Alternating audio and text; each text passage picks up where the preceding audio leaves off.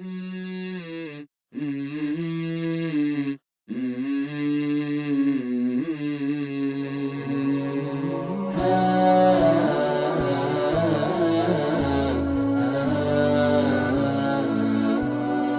اللہ الرحمن الرحیم۔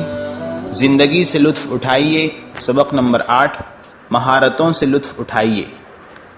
انسان کے لیے اس کی مہارتیں اور صلاحیتیں بڑا دلچسپی کا سامان ہیں، اس لیے آپ بھی اپنی مہارتوں سے فائدہ اور لطف اٹھائیے، اور چھوٹے بڑے، مالدار اور فقیر، قریب اور دور سب لوگوں کے ساتھ معاشرت اور رہن سہن میں انہیں آزمائیے۔ آپ ان مہارتوں کو لوگوں کے شر سے محفوظ رہنے، ان کی محبتیں حاصل کرنے اور ان کی اصلاح کرنے کے لیے استعمال کیجیے۔ پیغمبر اسلام محمد صلی اللہ علیہ وسلم کی سیرت کا مطالعہ کرنے سے معلوم ہوتا ہے کہ آپ لوگوں کے ساتھ میل ملاپ اور معاشرت میں اخلاقی مہارتیں استعمال کیا کرتے تھے۔ اسی اخلاقی کردار کی بدولت آپ نے ان کے دلوں کو اپنا عاشق بنایا تھا۔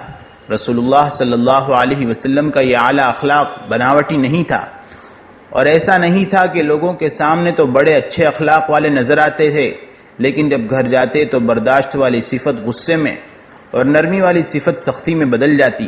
نہیں، رسول اللہ صلی اللہ علیہ وسلم کا چہرہ عام لوگوں کے لیے مسکراتا اور اپنے گھر والوں کے لیے سخت نہیں تھا۔ یہ بات بھی ہرگز نہیں تھی کہ اللہ کے رسول باہر کے لوگوں کے لیے تو بہت اچھے اور نوبل ہوں، اور گھر آئے تو بیوی بچوں کے سامنے جلاد کا روپ دھار لیں۔ نہیں، بلکہ رسول اللہ صلی اللہ علیہ وسلم کے اونچے اخلاق پیدائشی اور طبعی طور پر تھے، اور آپ کی مبارک عادتوں کا حصہ تھے۔ یہ اخلاق آپ صلی اللہ علیہ وسلم نے اللہ کی عبادت کے طور پر اپنا رکھے تھے۔ رسول اللہ صلی اللہ علیہ وسلم اپنی مسکراہٹ سے اللہ کے قریب ہونے کی امید رکھتے تھے۔ آپ نے برداشت کرنا، نرمی اور عفو درگزر کرنے کو عبادت کے طور پر اپنا رکھا تھا، اور یقینی طور پر جو آدمی اچھے اخلاق کو عبادت سمجھتا ہے وہ امن و امان، فقر و فاقہ اور مالداری، بیماری اور صحت مندی اور غم اور خوشی کے تمام حالات میں اچھے اخلاق پر عمل کرتا رہتا ہے۔ کتنی ایسی بیویاں ہیں جو اپنے شوہروں کی شرافت اور اچھے اخلاق کے قصیدے سنتی ہیں۔ ان کی سخاوت، ہنسمکھی اور اچھی طبیعت کے قصے لوگوں کی زبانوں پر ہوتے ہیں، لیکن خود بیویوں کو ان کے بلند اخلاق شوہروں میں ایسی کوئی بات یا صفت نظر نہیں آتی۔ وہ بیچاری ان صفتوں سے محروم ہی رہتی ہیں، کیونکہ گھر آتے ہی خاوند اپنے اوپر بد اخلاقی، تنگ دلی اور بد مزاجی کا چمڑا چڑھا لیتا ہے، بات بات پر بگڑ جاتا ہے، چلاتا ہے، لعنت ملامت کرتا ہے، گالیاں بکتا ہے، کنجوسی سے کام لیتا ہے، کھلانے کمانے کی ذمہ داری کا احسان جتلاتا ہے۔ رسول اللہ صلی اللہ علیہ وسلم نے فرمایا، خیرکم خیرکم لأہلہ وانا خیرکم لأہلی، تم میں سے سب سے بہترین وہ ہے جو اپنے گھر والوں کے لیے سب سے اچھا ہے، میں تم میں سب سے زیادہ اچھا اپنے گھر والوں کے لیے ہوں۔ رسول اللہ صلی اللہ علیہ وسلم کا اپنی بیویوں کے ساتھ کیسا عمل تھا؟ اسود بن یزید کی بابت بیان کرتے ہیں کہ میں نے عائشہ رضی اللہ عنہا سے پوچھا، رسول اللہ صلی اللہ علیہ وسلم اپنے گھر میں کیا کیا کرتے تھے؟ انہوں نے بتایا، رسول اللہ صلی اللہ علیہ وسلم گھر کے کاموں میں گھر والوں کا ہاتھ بٹاتے تھے، پھر جب نماز کا وقت ہو جاتا آپ وضو کرتے اور نماز کے لیے نکل جاتے۔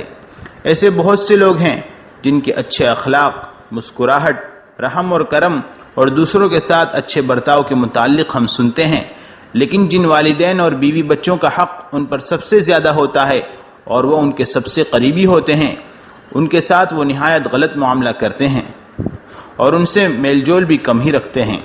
جی ہاں، سب سے اچھا انسان وہ ہے جو سب سے پہلے اپنے والدین، اپنے بیوی بچوں اور نوکروں کے لیے اچھا ہے۔ ایک دن کی صبح ابو لیلہ رضی اللہ عنہ رسول اللہ صلی اللہ علیہ وسلم کے ساتھ بیٹھے تھے کہ حسن یا حسین میں سے کوئی پیدل چلتا نبی صلی اللہ علیہ وسلم کے پاس آ گیا۔ آپ نے اسے اٹھایا اور پیٹ مبارک پر بٹھا لیا۔ ننھے نے رسول اللہ صلی اللہ علیہ وسلم کے پیٹ پر ہی پیشاب کرنا شروع کر دیا۔ ابو لیلہ نے بتایا، میں نے دیکھا کہ آپ صلی اللہ علیہ وسلم کے پیٹ مبارک پر پیشاب کی دھاریاں بہہ رہی ہیں۔ ہم فوراً بچے کو اٹھانے کے لیے آگے بڑھے تو آپ نے فرمایا، میرے بیٹے کو چھوڑ دیں، اسے پریشان نہ کریں۔ بچہ پیشاب کر چکا تو آپ نے پانی منگایا اور پیشاب پر بہا دیا۔ رسول اللہ صلی اللہ علیہ وسلم نے اپنے نفس کو ایسی اچھی زندگی گزارنے پر راضی کر لیا تھا، اس لیے تعجب نہیں کہ چھوٹے بڑے سب کے دلوں پر آپ کی حکمرانی اور بادشاہت تھی۔ اب مشورہ یہ ہے، اندھیرے کو بلا بھرا کہنے سے بجائے اپنا چراغ ٹھیک کرنے کی کوشش کریں۔